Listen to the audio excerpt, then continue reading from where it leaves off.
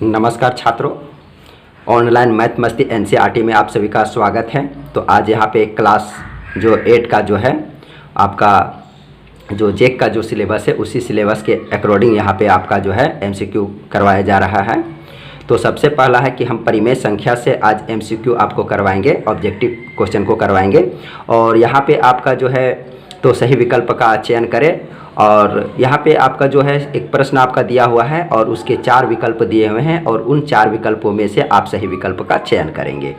तो सबसे पहला जो है कि आपका पहला क्वेश्चन यहाँ पे है कि संख्या 0 है। तो आप को मालूम होगा कि जो संख्या 0 है तो संख्या 0 क्या है, ना तो ये धनात्मक है और ना ही ऋणात्मक है। तो आपका जो सही जो आंसर है वो सही आंसर आपका सी होगा, ये ध्यान में रखिएगा। क्योंकि जो शून्य जो होता है वो शून्य क्या होता है, ना तो ये धन होता है और ना ही ये ऋण होता है, ये ध्यान में रखिएगा। ना ही ये धन होगा और ना ही ये ऋण होगा। तो आपका ऑप्शन जो सी है वो सही है।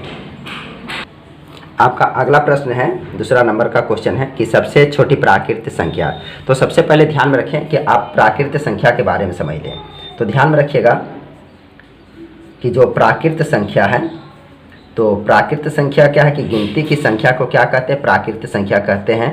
या जो 1 से प्रारंभ हो और अनंत तक जाए उसे क्या कहते हैं, प्राकृत संख्या कहते हैं। तो अगर प्राकृतिक संख्या में अगर हम चलते हैं तो क्या चलेंगे 1 2 3 4 और ये अनंत तक चला जाए तो इसे क्या कहते हैं, ऐसी संख्या को प्राकृतिक संख्या कहते हैं। अब यहाँ पे देखिए कि पूछा जा रहा है कि सबसे छोटी प्राकृतिक संख्या है। तो आप देखिए कि 1 से शुरू हुआ है तो आपका क्या होगा। और सबसे पहला ये है कि प्राकृतिक संख्या क्या होती है कि हमेशा ये धनात्मक होती है। ध्यान में रखिएगा कि जितना भी प्राकृतिक संख्या होगा वो सभी क्या होगा, धनात्मक होगा। तो सबसे पहला क्या है आपका यहाँ पे +1 जो दिया हुआ है वो आपका सही ऑप्शन जो है वो ए होगा, आपका ये जो है।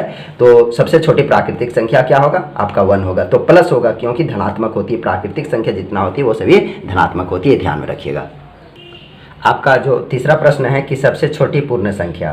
तो सबसे पहले अगर हम पूर्ण संख्या की बात करेंगे तो पहले पूर्ण संख्या समझ लीजिए, ठीक है। और आप अपने मन में इसका जो कौन सा आंसर होगा उस ऑप्शन को भी आप चूज करके रखेंगे, ठीक है।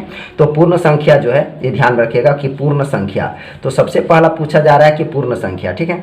तो अगर पूर्ण संख्या की बात करते हैं तो ध्यान में रखिएगा पूर्ण संख्या क्या होती है कि वैसी संख्या जो शून्य से प्रारंभ हो और अनंत तक जाए उसे क्या कहते हैं, उसे पूर्ण संख्या कहते हैं। तो जो शून्य से प्रारंभ हो तो 0 1 2 3 4, तो अगर ये अनंत तक अगर जा रहा है तो उसको क्या कहते हैं, पूर्ण संख्या कहते हैं। तो पूर्ण संख्या अब पूछा जा रहा है कि सबसे छोटी पूर्ण संख्या। तो आप देखिए कि आपको शून्य से प्रारंभ हुआ है तो आपको ऑप्शन क्या मिल गया, सी। तो आपका सी जो है आपका आंसर सही होगा, ये ध्यान में रखिएगा।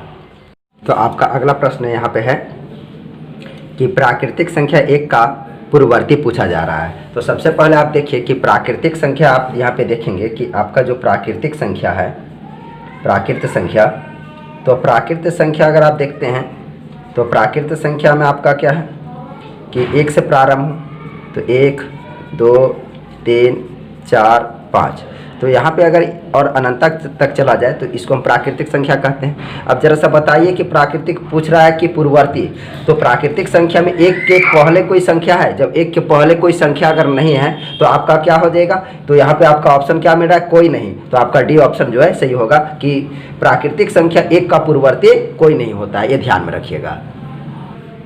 आपका अगला प्रश्न यहाँ पे है, पंचवा प्रश्न कि पूर्ण संख्या 1 का पूर्ववर्ती है। तो ध्यान में रखिएगा कि यहाँ पे प्रश्न आपका पूछा जा रहा है पूर्ण संख्या।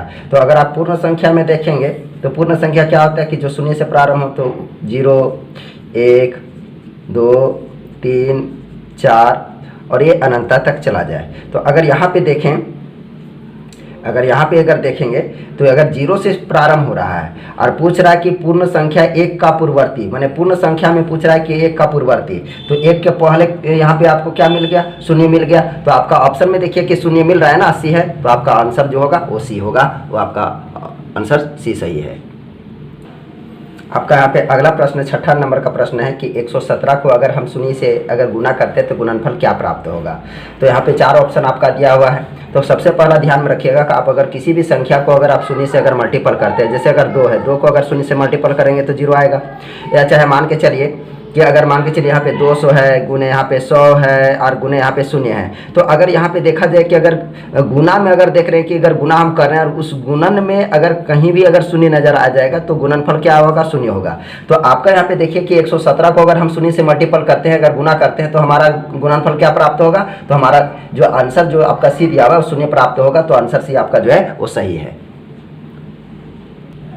आपका यहाँ पे अगला प्रश्न जो 8वां नंबर का प्रश्न है कि अगर हम 8 को अगर हम भागा देते हैं 0 से तो हमें भागफल क्या प्राप्त होगा, ये ध्यान में रखिएगा। तो सबसे पहला यहाँ पे ध्यान में रखिएगा कि अगर मान के चलिए कि 0 बटा अगर 8 है, ठीक है, अगर हम 0 को अगर हम 8 से अगर डिवाइड करते हैं तो ये ध्यान में रखिएगा कि ये अगर इस तरह से हो, अगर इस रूप में अगर हो, ठीक है, अगर हम किसी भी परिमेय संख्या को p बटा q के रूप में लिखते हैं, ये ध्यान में रखिएगा। और अगर p जो है 0 हो और अगर q जो हो तो q क्या होना चाहिए, q जो है से आपका नॉट इक्वल टू 0। अगर मान के चलिए ये 0 के बराबर नहीं है, ये ध्यान में रखिएगा। अगर यहाँ पे 8 है तो ये परिभाषित है, ये ध्यान में रखिएगा। लेकिन अगर 8 बटा अगर 0 है तो ये परिभाषित नहीं है, ध्यान में रखिएगा, ये अपरिभाषित हो जाएगा। तो आप यहाँ पे देखिए कि अगर हम इसको इस रूप में लिख देंगे कि यहाँ पे 8 बटे का अगर हम 0 लिखेंगे तो 8 बटे का 0 है। अब हम 8 को क्या कर रहे हैं कि 0 से अगर हम इसको डिवाइड कर रहे हैं, इसका मतलब क्या हो जाएगा, ये परिभाषित नहीं है। आपका ऑप्शन जो है वो डी सही है। आपका 9वां नंबर का जो प्रश्न है, 9 नंबर का जो प्रश्न है आपका है, तो यहाँ पे है कि 625 को अगर हम 1 से गुना करते हैं, ध्यान में रखिएगा, अगर किसी भी संख्या को अगर हम 1 से गुना करते हैं तो हमें गुणनफल उतना ही प्राप्त होगा जितना संख्या से हम गुना कर रहे हैं। तो अगर मान के चलिए कि अगर कोई संख्या यहाँ पे है, मान के चलिए कि हम 95 ले लेते हैं, 95 को अगर हम 1 से गुना करेंगे, ठीक है, तो हमें गुणनफल क्या प्राप्त होगा, हमें 95 ही प्राप्त होगा। अगर मान के चलिए कि यहाँ पे अगर -95 और गुना 1 से अगर मल्टीपल करेंगे तो हमें -95 अर्थात ऋणात्मक संख्या में प्राप्त होगा, ये ध्यान में रखिएगा। लेकिन अगर माइनस यहाँ पे 95 है और गुना माइनस अगर 1 से अगर हम गुना करते हैं तो यहाँ पे क्या हो जाएगा, यहाँ पे धन 95 प्राप्त होगा, ये ध्यान में रखिएगा, ठीक है। तो यहाँ पे क्या है कि 625 है, यहाँ भी ये भी धन है और यहाँ ये भी धन है, ठीक है, ये ध्यान में रखिएगा, ये भी धनात्मक संख्या, ये भी धनात्मक संख्या। तो जब हम 625 को 1 से अगर हम गुना करेंगे तो ये ध्यान में रखिएगा कि हमें प्राप्त क्या होगा, तो 625 प्राप्त होगा। तो इसका आंसर जो है सी ऑप्शन आपका सही है, ये परिभाषित नहीं है, ये आपका डी आंसर जो गलत है, आपका आंसर सही होगा सी।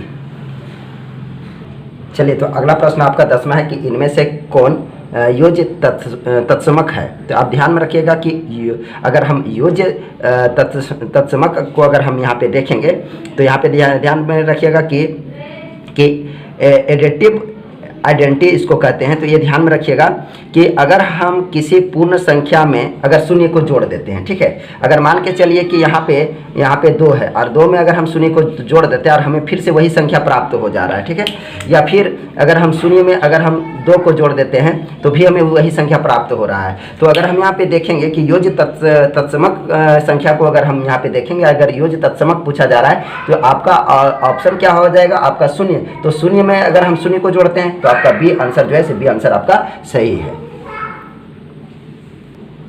तो छात्रों, यहाँ पे हम आपको 10 परिमेय संख्या का MCQ करवाए हैं। अगर आपको वीडियो अच्छा लगे तो इस वीडियो को अधिक से अधिक शेयर करेंगे। और आप हमारे चैनल पे अगर आप नए हैं तो आप हमारे चैनल को सब्सक्राइब कर लें और वीडियो को ज़रूर आप लाइक करेंगे और कमेंट में ज़रूर लिखेंगे कि आपको वीडियो कैसा लगा। अगर वीडियो अगर आपको अच्छा लगा हो या आप फिर नेक्स्ट का वीडियो अगर आप चाह रहे हैं तो आप कमेंट में लिखेंगे, तो फिर आपको नेक्स्ट का जो वीडियो होगा मैं आपको ज़रूर इस तरह से प्रोवाइड करवाएंगे। तो ध्यान में रखेंगे, ठीक है। आज इतना ही, धन्यवाद।